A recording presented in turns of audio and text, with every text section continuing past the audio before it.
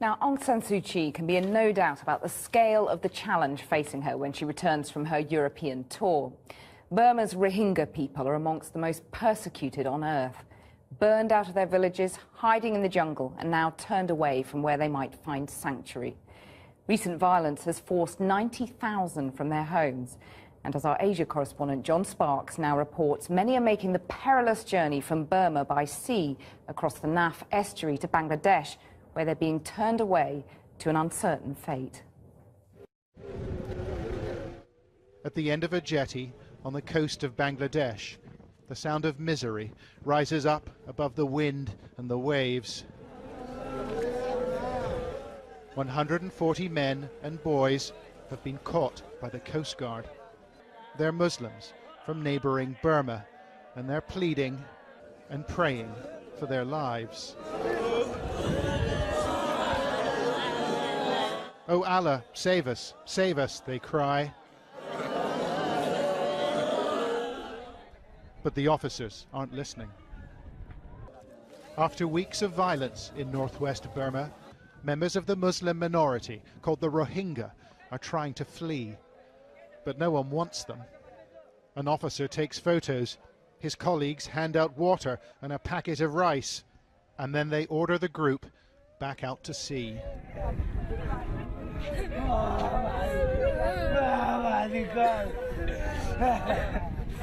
Their boats are leaking and they're badly overloaded. But it's not the voyage these men fear most. It's returning to Burma.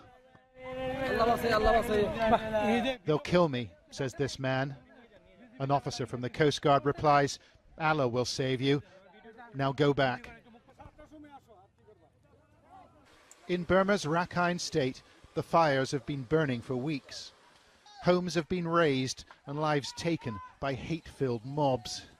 Ethnic Buddhists and the minority Muslims blame each other for the violence, but the facts are hard to come by.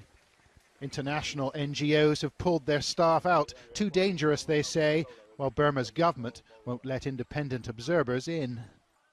Right now, the situation we're looking at right now on the ground is it's very, very difficult to get an accurate picture of what's actually going on. Information is scarce, but our camera team found people willing to talk. Rohingya refugees who'd made the crossing to Bangladesh, avoiding army patrols and the Coast Guard too. Some are hiding in farmers' shacks, and others have been taken in by sympathetic locals. Our team spoke to one traumatized family not far from the coast.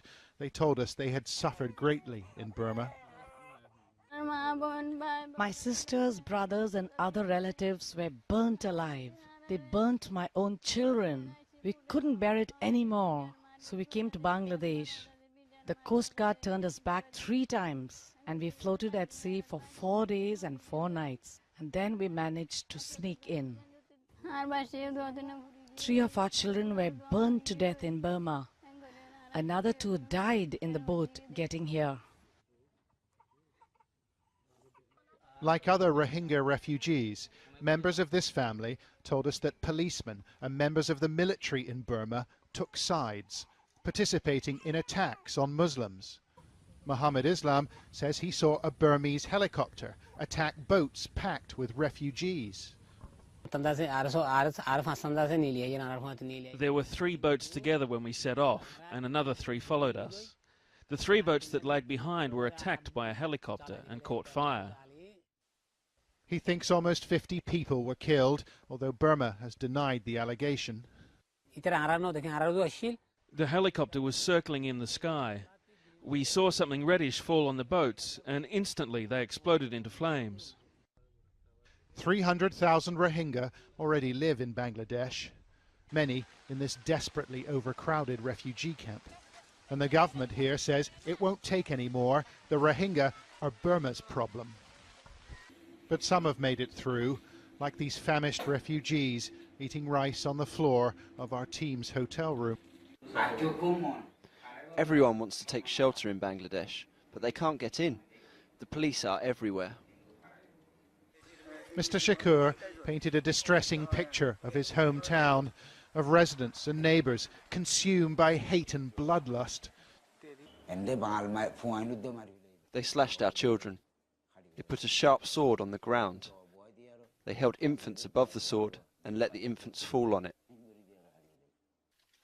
They killed the babies that way. Did you see this happen? We asked him. Yes, I did. I saw it with my own eyes.